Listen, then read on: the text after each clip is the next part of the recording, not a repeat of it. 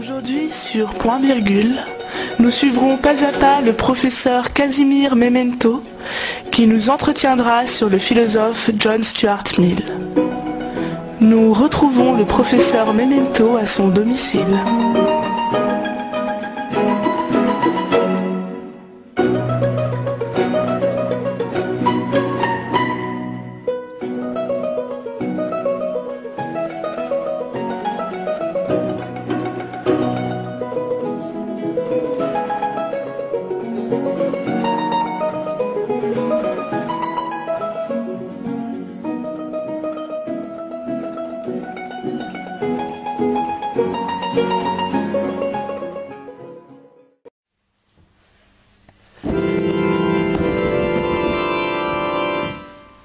Figure controversée de la philosophie anglo-saxonne, John Stuart Mill, car il était anglo-saxon, est bien souvent qualifié d'utilitariste.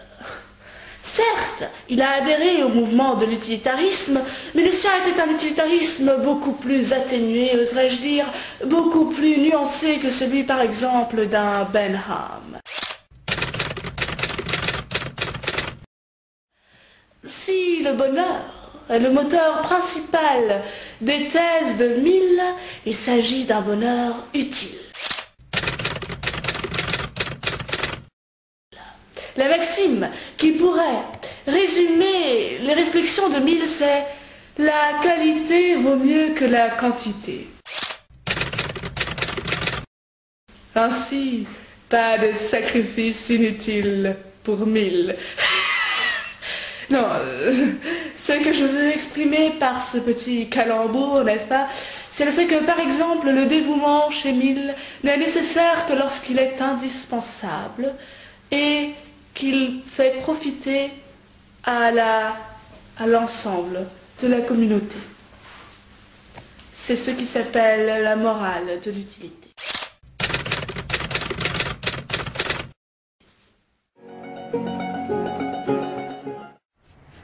Bien que ce ne soit pas l'une des œuvres majeures de Mill, de la liberté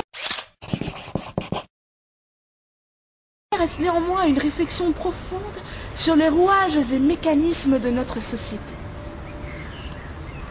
Le philosophe y met particulièrement en évidence l'équilibre délicat entre autorité, loi sociale et indépendance propre à chaque individu.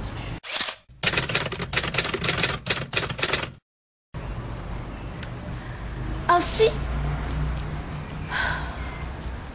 Mill cherche à démontrer la nécessité d'une institution, certes une institution démocratique,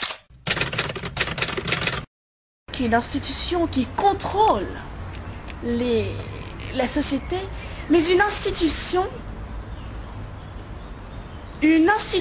dont le moteur est le bonheur de tous et à laquelle il faut appliquer certaines restrictions afin de préserver cette individualité si précieuse. À présent, abordons un détail plus pratique concernant l'œuvre de la liberté de Mill, c'est-à-dire la table des matières. Si vous y jetez un œil, vous verrez que l'ouvrage est séparé en 5 grandes parties. La première d'entre elles étant l'introduction. À l'intérieur de l'introduction, Mill expose les réflexions à venir et il définit les 2 types de liberté qu'il va traiter, à savoir la liberté sociale et la liberté individuelle.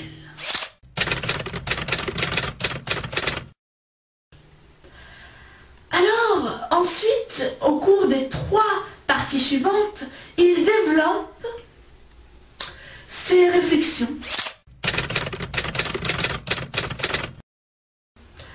Et parle de liberté de pensée, de liberté de discussion.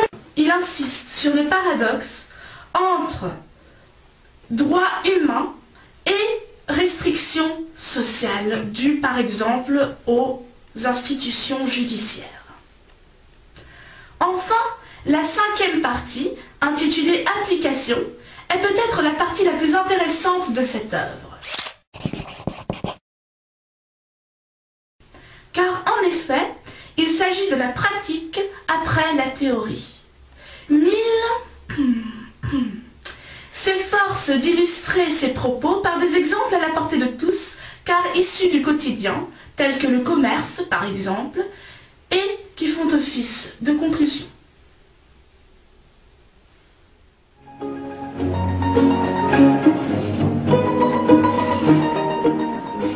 Dans son chapitre Application, Mill prône 2 principes qui se complètent.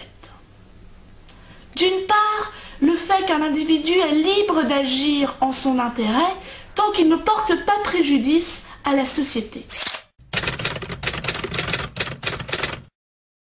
Mais, d'autre part, que dès que cet individu agit de façon répréhensible vis-à-vis de la communauté en question a le droit de le punir par l'intermédiaire de lois judiciaires.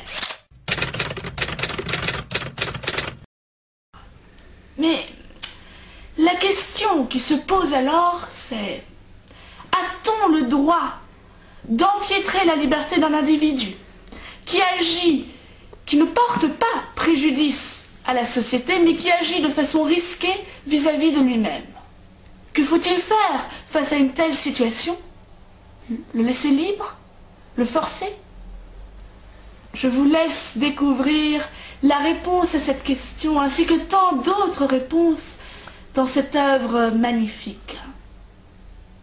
Car on peut dire que Mill a tapé dans le mille.